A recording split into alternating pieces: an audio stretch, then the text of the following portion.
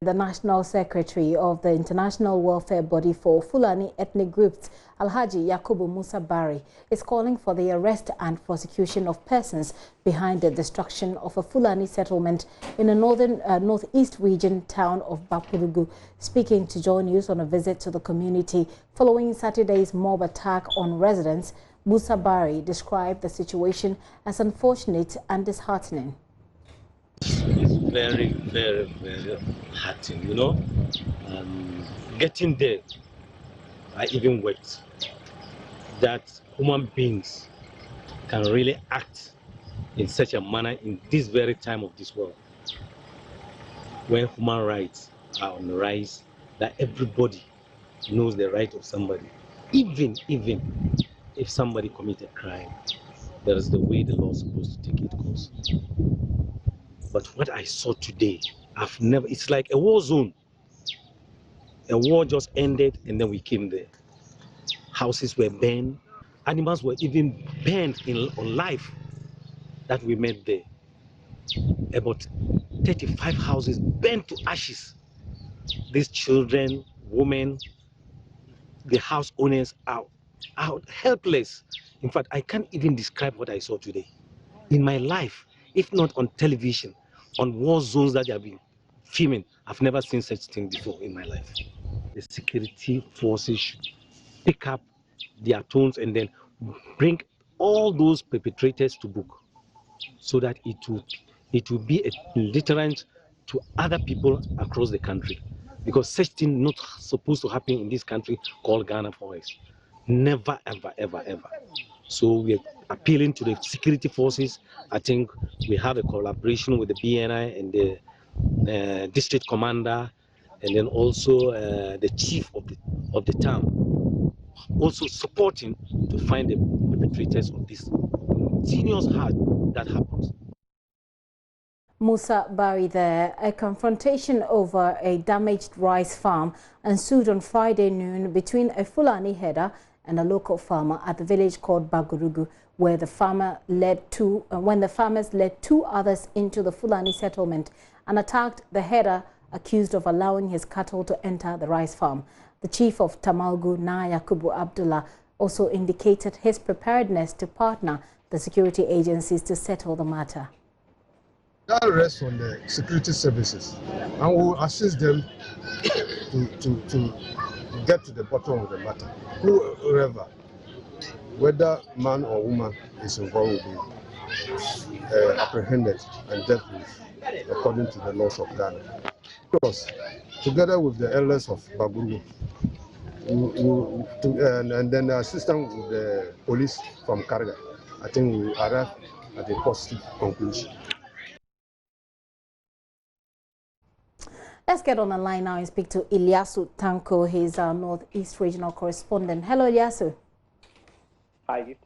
Ilyasu, what's the latest on this rather unfortunate development? So we understand the district authorities, that is the district chief executive and the member of parliament, and then the traditional leaders there are now trying to help the Fulanis in that area to rebuild their damaged homes. As to speak, we understand there is currently a relief item that has been delivered to these people to help them to come back actually to the village which was currently destroyed in that particular attack. So as to speak, there's so much activities ongoing in the Bapurugu village involving the district authorities, and they are doing their best to ensure that these Fulanis are back to this particular settlement. Well, do we know, if any, the background to the story, whether or not this is an isolated case or this is part of a series of clashes between these two groups? Well, largely there has been tension between the settler farmers and then the Fulani herders, and it has been brewing for a very long time.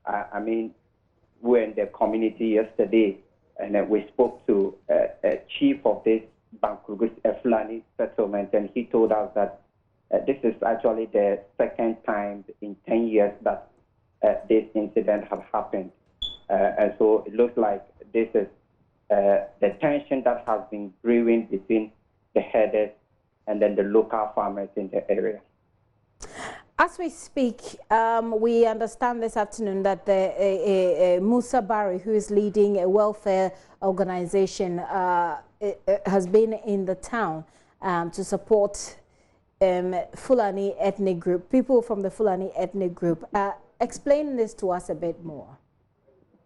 Well, it's a welfare organization that is based in Mali, and it has branches across America, Europe, and then Africa, and it's called Bapurugu.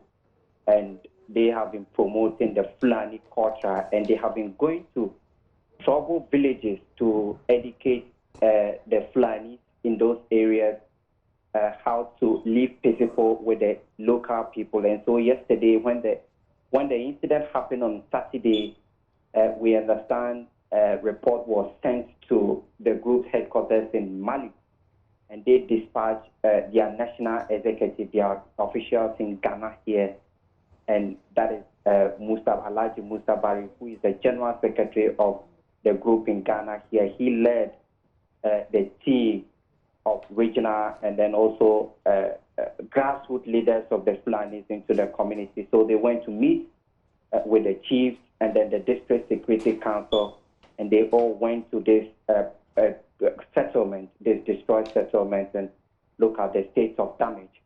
And then also they are also to ensure that the situation is de-escalated in the first place, and also pressure up the authorities in the area to look for the perpetrators and punish them, so that the Fulanis in the settlement would also live peaceful in the area. Has this a situation affected a delivery of essential services in the area? I mean, how are the clinics coping? How are the schools? What's happening with all of these? So the settlement is a bit isolated from the Bapurugu village itself, just a few kilometers. And it has been there, we understand it has been there since 1960. But yesterday when we visited that particular community, there was no access to basic health care. There was also no, and also, I mean, basic needs for livelihood. There was no running water in the area. There was no electricity in the area. And so it's just a camp that is, I mean, it has no any kind of basic amenities for the people in the area. Right. As we speak, we've seen, I mean, from some of the videos that you sent, a lot of destruction to some houses, properties. Does this affect, has there been any casualties? I mean, has anybody also been injured? Yes, Gifty, 4 persons were injured in that attack. 2 women, one had a broken hand, and then other had some injuries to the neck. And then also 2 men, as we speak, they were all sent to a nearby health center, Bapurugu, and they were treated and discharged. We also saw that dozens of their livestock, we understand, were burnt alive. And also their farmland. We saw that a maize farm was totally destroyed by this mob. So it was a large-scale destruction in that particular settlement. And of course, these are people who are into livestock as a livelihood. So, I mean, if the livestock... yes, exactly. That is their source, I mean, of livelihood. They depend on the livestock. You know, they are migratory livestock, and so they move from one community. But this particular settlement, like I said, has been in existence for several decades, and so they have become part of the Bapurugu villagers. So the chief in the community actually expressed surprise that the mob will go there, attack the people, and inflict such suffering on the people that they have lived together for such a very long time.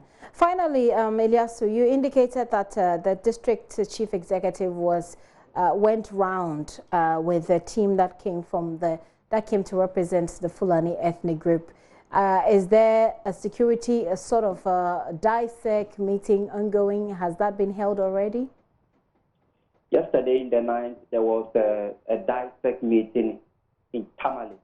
The MP himself was also present in this particular meeting. And so we understand they concluded that the authorities actually promised this delegation that they were going to find or look for these perpetrators and punish them. Apparently, essentially, that is what the delegation has been looking for. They are asking the authorities in the area to ensure that the perpetrators are punished. And yesterday, in this particular meeting, we understand that particular assurance were given to the delegation.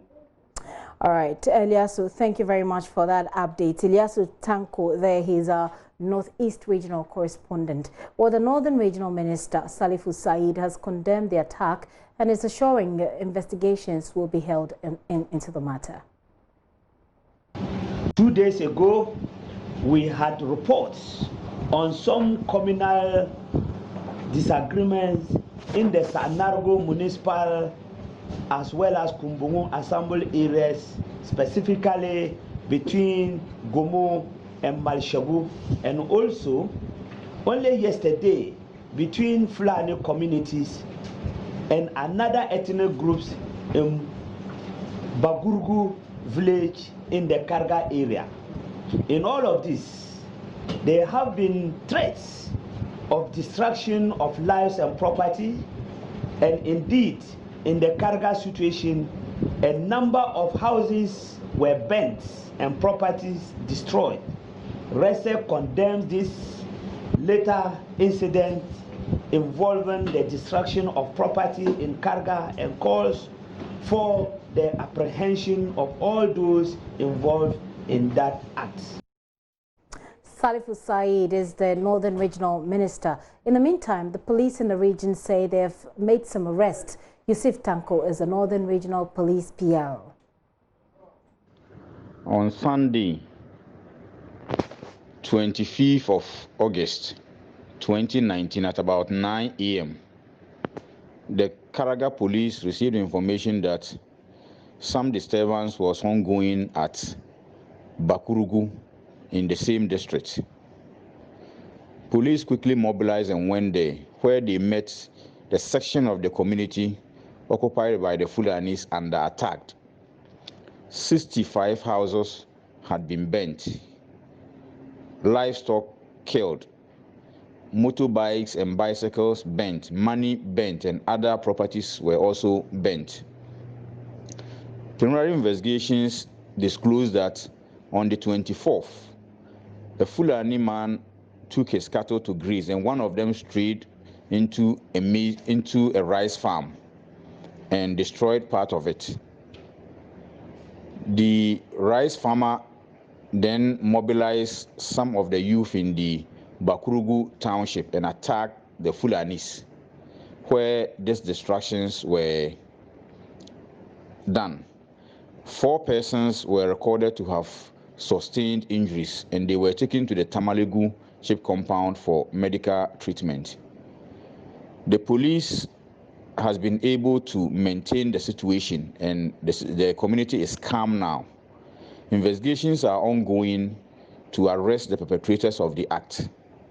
We are also trying to let the persons in the community understand that it is of no moment for persons to take the law into their hands in situations like this, but to put the matter before appropriate authority for redress. That notwithstanding, police will do everything possible to ensure that the perpetrators of this act are arrested and prosecuted.